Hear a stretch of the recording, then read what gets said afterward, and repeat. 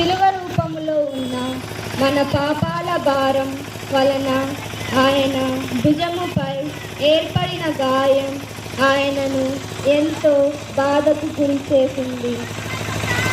ముళ్ళ కిరీటం వలన కారుతున్న రక్తం ఆయన పాదాలను తాకి భూమిని తడుపుచున్నది.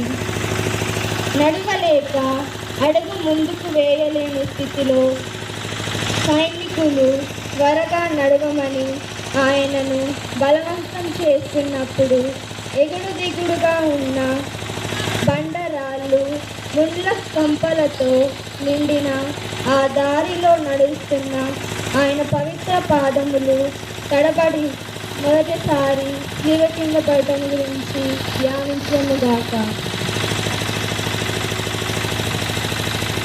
ప్రార్థన. ఆ నరుడు పడిపోయినను మరలా లేచును.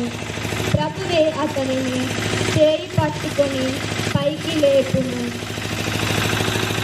కృపా సత్య సంపూర్ణమైన మా దేవ, ఘోరమైన నా పాప భారమే నిన్ను సిలువ క్రింద పడిపోవున్నట్లు చేసింది.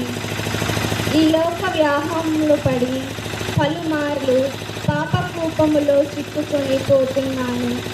మరలా తిరిగి పైకి లేవడానికి శక్తి లేక ఆ పాప కూపములోనే కుమిలిపోతున్నాను.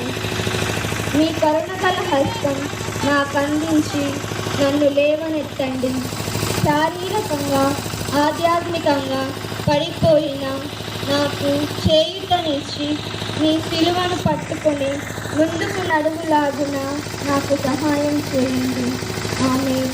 పరలోకమందు మా యొక్క తండ్రి, మీ నామం పూజించబడునుగాక, మీ రాజ్యం వచ్చునుగాక, మీ చిత్తము పరలోకమందు నెరవేరినట్లు భూలోకమందు నెరవేరునుగాక.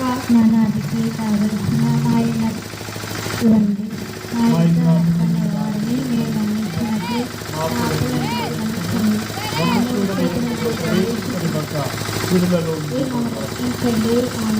మా మీద దయగా ఉండండి స్వామి. విశ్వాసుల ఆత్మను సర్వేశ్వరుల కృపచేత సమాధానమందు విశ్రమించునుగాక.